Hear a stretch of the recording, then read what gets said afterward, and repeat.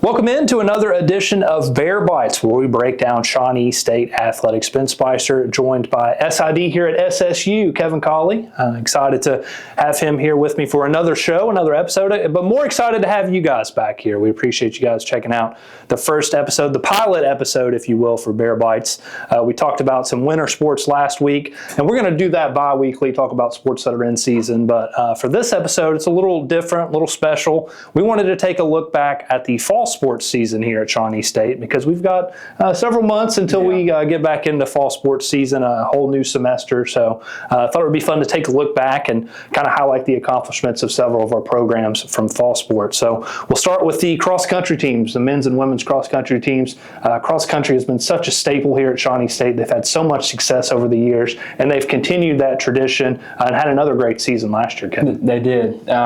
Finishing top 15 at Nationals once again, and then, the 7th straight year finishing in the top 20 at Nationals is truly incredible and speaks a lot to the foundation that Eric Putnam built. Yeah. Now Connor Flynn is improving and building upon that even. He's done a terrific job, and man, he has his P's and Q's in order. Another great runner out Fairwind. Fairwind produces some great cross-country and track athletes and always has, and it has a great tradition in that sport. And Connor's one of those guys, but he's taken it another step beyond that and taken the reins of one of the finest programs in America, regardless of division, and he's just continuing to build on that.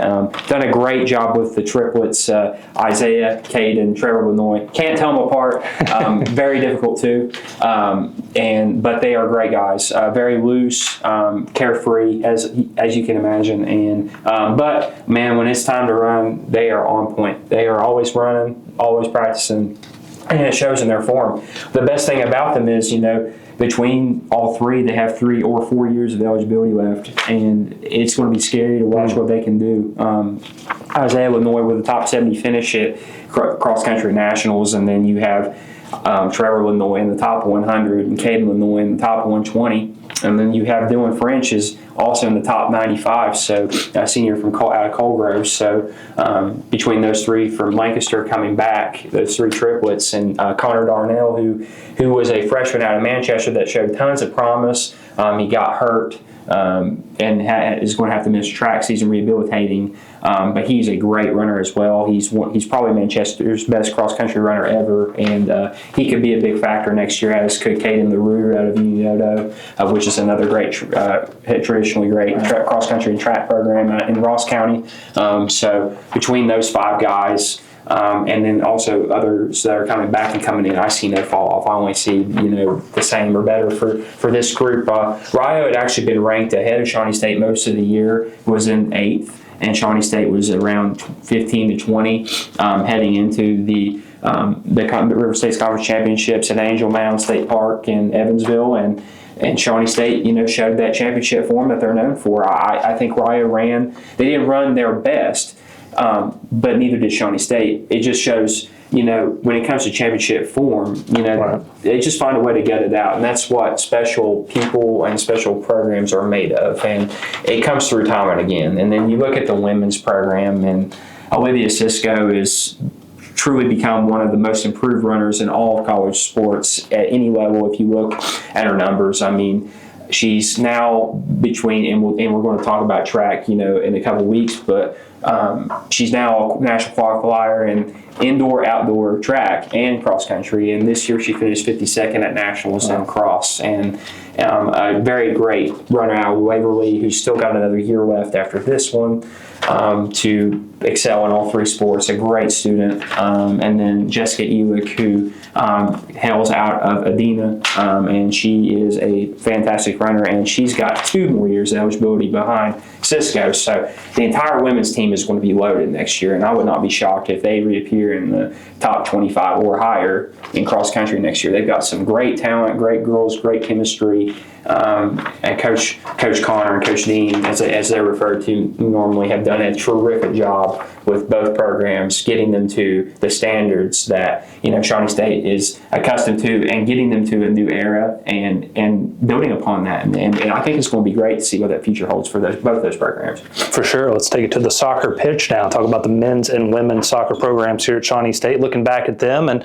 what they achieved in the fall sports season, and kind of what the future holds for them. What can you tell us about how both programs fared, and kind of what the future looks like for each as well? So I was impressed with how quickly Stan Rodriguez and Joe McCauley for both programs being hired, later. They didn't get started until the first week of August, and it was hard. It's hard for any coach to come in at that stage and then, okay, you got to have your team ready to go by August 21st. And then you've got scrimmages possibly even before that sometimes in 10 days. So that's really hard. But I think the staff collectively did a great job, setting their sights on getting those sights set on those guys, and they've shown, why our staff like them so much. Collectively, they're both commanding, and they both bring a new element. Stan has tons of experience at the NCAA Division I level. He was a recruiting guru kind of at Loyola Marymount, but he started the program at Eastern Oregon, and they went on to have a winning season his second year there. Wow. At the NAI level, and he's just a master recruiter, and it's going to show, I think, in the next 2 to 3 years the type of talent he can bring in. He's very knowledgeable about the game. I believe he has his USSFA license now. He had a B license. I know he's working on his A, so that's always great when you can have a coach with those kind of qualifications. But then he's got a great deal of talent coming back on the offensive side of the pitch with Nikos Pontikis, who is kind of a defensive guy too, but plays toward the offensive front, can run up there. He is a first-team caliber all-conference player with ease, and I see no reason he can't be that in 2025 when the fall he kicks in, if he continues working hard and the team stays together. And at goalkeeper, Eric Green's going to be a tough hand to replace, being basically a 1.5 to 2 year starter back there. His leadership is unmistakable. He was a starting goalkeeper on Lewisburg's Final Four team in 2020, and is a multi-sport athlete who also swam and for multiple years. Just a great young man, and he's going to be very missed with his leadership back there. And he played good soccer under John Estep, so he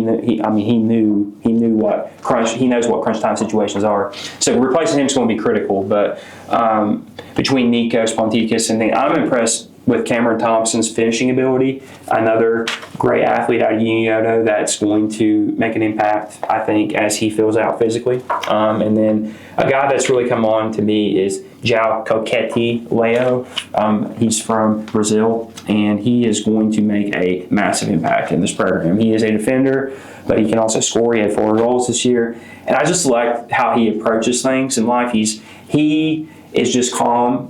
He never really gets too worked up about anything. He's a very calming presence for the team, and in several big late game situations last year, he came up big. He just nails when it counts. His stats may not indicate or show that all the time, but he does things that go beyond what the box score says. And there are other talented guys, but I think those 3 that I've mentioned in particular, along with Guilherme Betancourt, who is a returning captain like Nikos on the back line, those 4 are really going to be crucial to the success of Shawnee State's men's soccer program next year with what they bring to the table from a talent and a leadership standpoint. Looking at the women's side, record-wise might not be the best, but when it came to River State's conference play, I mean, they could compete with every team they've lined up against. They finished 3-3-3 in the River State's conference. So it seems like a program that's on the up and up and has a bright future heading into the 2025 season. Well, you like this because Joe McCauley is a first-year coach from Louisville, and he's got a lot of NCAA Division II coaching experience. He was an assistant at NCAA Division I Northern Illinois. Nice. He was at Louisville on the coaching staff after he finished playing there. He's coached at Bellarmine when they were D2 in the GLVC.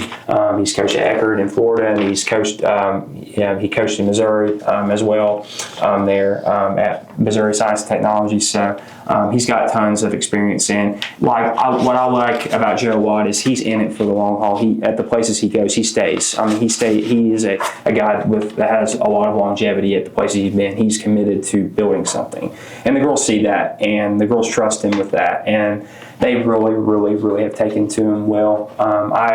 I've seen a difference, a light switch come on in terms of trust, in terms of things that might have been missing in the past, and I think that's going to bode well in the future ahead. I think Joe's always working. His hard work's going to pay off. It's just a matter of time. He's done a great job recruiting the area. He's done a great job getting girls that were here committed and loving soccer. And he's got a lot of talent that's coming back. I mean, it starts with two juniors to be and Lucy Ashkettle and Annie Coriel, who are from Valley and Wheelersburg. They're going to be very, very key components, especially offensively, to this team for it to grow, continue growing. Izzy Riddle on the back line was a freshman who started all but one game and was second team All RSC from Hilliard Davidson up near Columbus.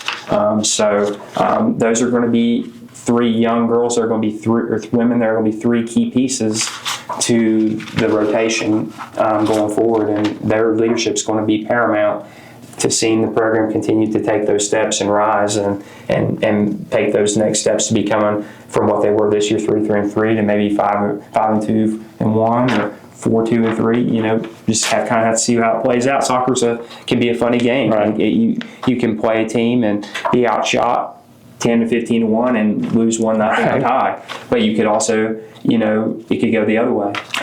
So you just have to see how the ball bounces, and soccer that's what makes soccer so fun to watch. You just never know what can happen in any given game, even with the shot disparity or the foul disparity. For sure. I will say soccer and the next sport that we're going to talk about are two of my favorite sports to shoot. I've already expressed that excitement to you, so I can't wait for fall sports season to get to see all these programs that we have here at Shawnee State. Before we close out the show looking back at our fall sports season, we've got to talk about volleyball. We're here in the cave, right where all the action takes place. So we're up high. It would be a good view if there was a volleyball match going on down there right now. But Coach Spriggs building a nice program here, and she received some accolades in the River States Conference, I believe. So just talk about that and the program a little bit. Yeah, over the summer, Devin was named the 2024 River States Conference Coach of Character, and that is a male and female awarded sport for all sports. That's awesome. So that says a lot about Devin, but Devin deserves it, especially for her, again, the longevity, kind of like Joe. Devin's been a part of this program as a player, an assistant coach, or a head coach since 2011. Wow. Same age as me, has been here ever since, not left. And she's doing that and balancing working at Northwest and continuing to be dedicated toward that community and at Northwest High School and in the Northwest Local School District, I should say, and then also working with travel volleyball and trying to build that piece to the wheel. So she's done an outstanding job giving back to the game that she loves. She was I think I'll have to check this, but she might be one of the few, if only, to ever win a conference champion of character award and a coach of character award. Because in 2015 she won the Mid-South Conference. 2014 she won the Mid-South Conference's champion character award for volleyball. So she's organized. Devin runs good programs and consistent programs because she's organized, and did a great job bringing in Hayden Walmsley and Kylie Gifford, who we're going to miss dearly because you're not going to find two better frontline players in this area than Hayden and Kylie. There's been some great ones. Lexi Smith was a great one that went NCAA Division II and has some Shawnee State bloodlines with her parents. But Hayden and Kylie are two of the better ones we've had. Hayden has been a great athlete ever since, seeing her from the first time as a freshman in high school playing basketball. And I'm thinking, oh my gosh, who is this? And it just felt like she had plus athleticism, and it showed in basketball, in track and field, and in volleyball. And she took track and field of the volleyball to the next level and is just continuing to blow away expectations in those sports. And Colley was more of a late bloomer in volleyball and played a reserve role as a freshman. Then she really came on as a sophomore for Coach Perry, and then became the leader of a team and a part of a Final Four team, and was a key piece to that. And now she's turned that into, again, coming in from a reserve role at Shawnee State to a key piece of that. And she was a American Volleyball Coaches Association All-Region Team player this year, and was the one on our team that was selected for that. And it says a lot about Colley, just how she continues to improve and how she dedicated herself to the game. And then for those two to combine for over 1,500 kills and basically close, if not over 500 blocks, they were a terrific tandem together, and they're going to be hard to replace. But their character probably as much as is going to be as hard or even harder to replace. So Devin's going to have work to do with that, but I know she's really excited about what she's got coming in. I know she's got a front line here from California she's excited about that she's got committed to come, and then some other pieces around that she's working on. So I'm excited to see what Devin's got going on, especially with having the 3 winning seasons over the last 4 years and getting the program back trending toward that direction it was back in the late 2000s, early 2010s, when it was a top 3 contender in the Mid-South. Now we're in the River States, and it's heading back up, trending back up toward that direction. She's got it heading in the right move, so that's great to see. Feels like all these programs that we mentioned here at Shawnee State have a promising future ahead, so it's going to be fun to see how everything unfolds. And we'll be here on Bear Bites to document it for you. Again, we've got 8 or so months before we get set for fall sports, but we wanted to take a look back on last year's fall sports teams, give them a little bit of love here. So for Kevin Colley, I'm Ben Spicer. Thanks for joining us for this edition of Bear Bites, and we'll see you back next week as we talk more winter sports here at SSU.